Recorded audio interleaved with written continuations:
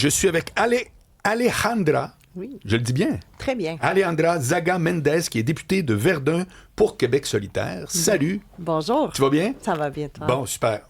Oui, Québec solidaire. Qu'est-ce que j'ai dit? Solitaire, mon ami. J'ai étudié Québec Et solidaire. qu'on pourrait Je me suis pas sortir rendu les compte. têtes. C'est pour Peut-être ça que je dans le t'arrête maintenant. dépilété. C'est correct.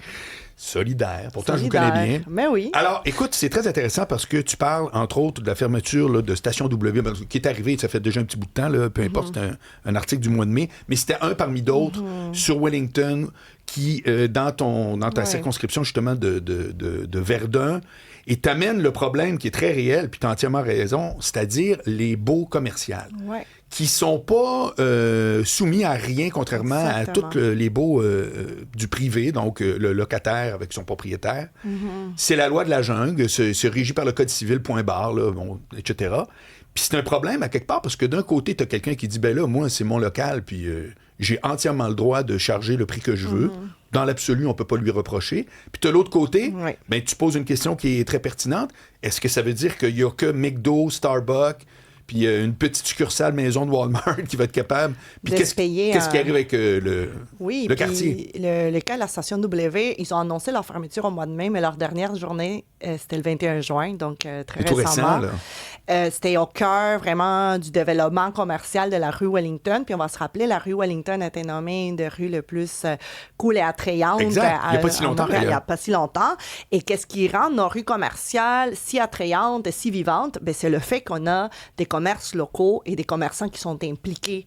Des petits commerçants, des PME. C'est pas une franchise de poulet frit Kentucky, là. Ouais. C'est pas ça qui va attirer les gens puis qui va rendre vraiment nos économies plus vivantes. Là. Ça veut pas dire qu'il n'y a pas d'activité économique, mais c'est qui nous a vraiment touchés. Puis je pense que toute la communauté et moi, comme députée, c'est de voir comment des hausses des loyers arrivent. Puis bon, c'est normal que les prix augmentent, mais c'est des hausses de 60, 100, 150 Hey, dans l'article que j'ai lu, 60 mais nulle part j'ai lu 100 ou 150 J'ai vu des cas dans les dernières années. Qui t'ont été rapportés? Oui, OK. des 100, 150 parce Yo. que moi, ça fait 4 ans que je suis ce qui se passe à Verdun, mais Ben oui. ailleurs. Fait qu'on a documenté des cas, des hausses assez exagérées, on va se le dire, mais dans lesquels, quand on regarde quels sont les recours pour nos petits commerçants, Oui. c'est qu'il n'y a pas grand-chose. En fait, c'est l'absence totale parce que lorsqu'on négocie un bail commercial, c'est un peu recommencer des zéros. Le propriétaire du local peut choisir de ne plus louer, dire « je mets fin » sans raison, parce qu'ils ont le droit. Oui. Il peut décider d'augmenter avec un barème qui est son Qu'il n'y en a propre... pas, là. ouais, Oui. son propre Contrairement à l'augmentation du TAL de, mettons, 3 ou 4 contrairement. là, ouais. Et il peut aussi décider de louer à personne et garder le locaux vides. On en a à Montréal, il y en a des quartiers comme sur la rue Sainte-Catherine dans l'Est où les locaux sont vides. Ça fait en sorte que nos petits commerçants qui veulent rester, puis des fois c'est 1, 2 employés, c'est pas beaucoup de revenus comparé à des grandes multinationales, ben ils se battent pas avec armes égales et c'est injuste, mais le pire là-dedans, c'est que c'est légal. Donc, c'est pour ça que moi, j'ai travaillé beaucoup ce dossier-là à l'Assemblée nationale. OK. L'année passée, j'avais déposé une pétition signée par plus de 1500, 2000 personnes, entre autres de Verdun, qui demandait un encadrement pour nos baux commerciaux, qu'on se penche sur cette question. Puis il y a des choses assez simples qu'on peut commencer à faire, comme par exemple créer des baux types. C'est-à-dire que ça peut créer des conditions de base pour la négociation. OK.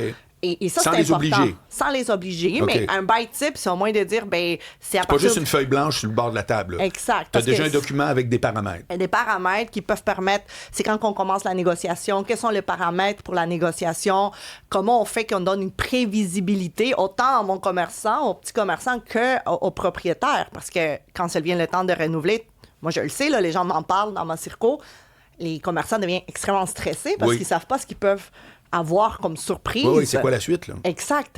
Alors, ça, c'est pour nous, c'est un premier pas. Avoir des registres, des baux comme un registre de loyer, ça permet aussi d'être transparent, de savoir comment le prix a évolué, puis évolué pour les autres. C'est comme, on n'a pas de... À moins que les commerçants se parlent entre eux, ils savent pas trop combien du pied carré sont en train de payer. Et ça, c'est des Pourquoi ça outils. n'existe pas déjà, ça? Même au niveau là, on s'est jamais penché sur la question au Québec, j'ai l'impression. J'ai eu la conversation avec le ministre de PME dernièrement, M. Bernard, puis il me disait, c'est vrai qu'on s'est jamais penché là-dessus au Québec. C'est déjà faire connaître cet enjeu, en parler, et s'épancher là-dessus. Je sais que nos rues commerciales, nos sociétés dans nos rues commerciales, les fameuses SDC, s'épanchent sur cette question. Oui. Ils sont en train de documenter. Moi, j'ai rencontré PME Montréal qui suit d'autres entrepreneurs, qui dit là, on est rendu dans un point où c'est un problème à reconnaître et à se pencher, à légiférer, à donner des outils pour protéger nos commerçants locaux. Sinon, ils vont plus avoir d'espace commercial sur nos rues et c'est la vitalité de nos quartiers qui sont en jeu. Puis, qu'est-ce que tu réponds à celui qui est propriétaire d'un local qui fait Calvas? Tu veux m'empêcher de prendre le loyer? Moi, je comprends très bien ton point de vue, mais quand même, il faut toujours bien y répondre de quoi. Tu lui dis quoi à celui qui dit, ben là, j'aurais pu avoir 8 000 $ par mois, puis tu m'obliges à en avoir un à 4 000. Ben, c'est donner une prévisibilité. On n'est pas en train de dire qu'il n'y aura pas une hausse. Une hausse, c'est normal. L'inflation augmente, les coûts augmentent. Mettons la fameuse multinationale. Oui, okay? je comprends. Kentucky, là, ça me fait rire. Ouais. Bon, si Kentucky cogne à la porte en disant, puis là, le propriétaire dit, tabarouette, moi, je le prendrais bien, mais je sais que c'est pas hoche. Mais comment on deal avec cette espèce d'entre-deux-là? C'est de savoir que, il faut le voir d'un point plus macro, mais la vitalité d'une rue commerciale dépend de la présence des petits commerces. C'est-à-dire, c'est ces petits commerces-là qui ont fait en sorte qu'il y a une hausse dans la valeur foncière, en fin de compte, des rues qui auparavant n'étaient pas aussi dynamiques. Ouais. Alors, si on a juste des grandes chaînes... Vois-tu, c'est bon ce que tu dis, je n'avais pas pensé à ça. C'est eux qui contribuent. La rue Saint-Denis, mettons, si c'est un à côté de l'autre, Subway, McDo, personne ne va là le soir. Là. Ben non. Personne ne dit on va aller sortir, ça va être le fun. On va prendre une liqueur au McDo, puis des frites. Ce sont nos petits commerçants qui s'impliquent le plus dans la vie locale, parce que moi, je le vois avec la SDC et les activités qu'on a pendant l'été, les activités qu'on a pendant la cabane à sucre, mais c'est nos petits commerçants qui ont commencé ces activités-là. La personnalité de la rue, dans le fond, c'est ça que tu veux dire. Exactement. Puis si on n'a pas ça, ils vont être incapables après de louer un McDo puis un Subway. Il va y avoir une dévalorisation par la suite. Et là, c'est-tu l'exemple que j'ai par rapport à Alejandra Zaga Mendez? Hein? Il y a toujours du monde qui se joigne à nous. Il faut nommer nos invités en cours de route. C'est le McDo de la rue Saint-Jean. Okay. À Québec. Je ne sais pas si tu es familier. Je connais un peu la rue Saint-Jean. Tu vas souvent à l'Assemblée nationale. Ouais, je vais quand même à la rue Saint-Jean, je ne t'apprends pas c'est quoi. C'est comme au Québec, c'est une des rues très emblématique, avec beaucoup de charme, du tourisme, des locaux.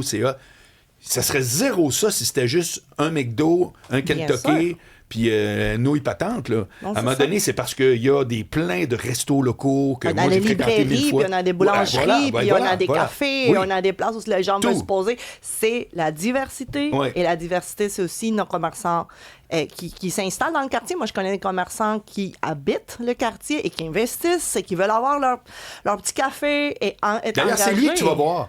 Exact. Moi, on parle du Vieux-Québec parce que j'ai toujours eu des amis qui étaient là. Moi, je ne vais pas voir le gérant du McDo, là. Ouais. Je vais voir le vrai propriétaire de... Puis on se connaît, puis c'est eux qui vont acheter plus localement, qui vont faire des deals, si on veut, avec le monde. Donc, mais t'as-tu de la réception à l'Assemblée nationale où le monde font « Ah, gars, c'est drôle avec... » Au tout début, j'ai l'impression qu'on ne comprenait pas l'enjeu. Moi, je me suis levée en chambre, posé la question, puis les gens m'ont parlé des PME, des taxes. Je suis comme, on parle des beaux commerciaux. Donc, une méconnaissance, je pense, de l'enjeu. Moi, j'ai continué. Puis, j'ai sens que là, il y a une prise de conscience, surtout sur le terrain, des associations qui accompagnent des commerçants puis des sociétés de développement commercial. Et moi, c'est une de nos engagements là, de continuer à faire la pression parce que je pense pas que c'est juste un enjeu montréalais. On a parlé de la rue Saint-Jean. On a des mêmes types de dynamiques peut-être dans le centre-ville de Sherbrooke et ailleurs. Saint-Sauveur.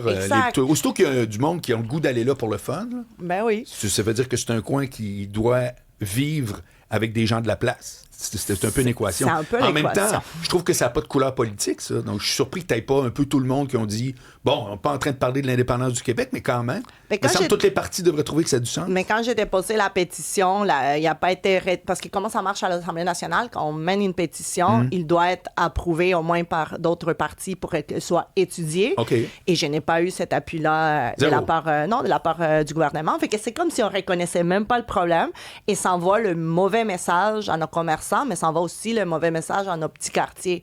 Puis je pense qu'en effet, n'importe quel, comment je peux dire, parti politique peut se le prendre. Moi, c'était un de mes combats et ça continue à être un de mes combats comme député solidaire à Verdun, de travailler avec mes commerçants qui ont développé, en fait, la rue Wellington et les autres rues. Parce que c'est pas seulement au cœur de Wellington, on en a d'autres, puis de créer un cadre qui est à leur image, qui respectent, ils se battent pas à armes égales, ils ont pas les mêmes équipes légales, par exemple, qu'on parlait de McDonald's ou un PFK, ils ont pas les mêmes équipes légales. Certains découvrent des choses quand ils vont signer des baux.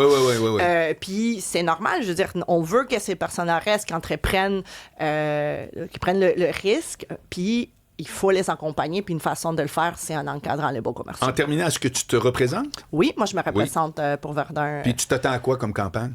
Je m'attends, de mon côté, une campagne assez terrain. Okay. C'est un peu ma marque des commerces, mais la marque des commerces aussi de Québec solidaire. On va pas se mentir. Je pense que c'est un défi en ce moment en politique provinciale. Mais je retiens beaucoup le fait qu'en 2022, il n'y avait aucun commentateur puis aucun sondeur qui disait que Verdun allait être en main solidaire. Okay. Nous avons... été une surprise. J'étais une surprise.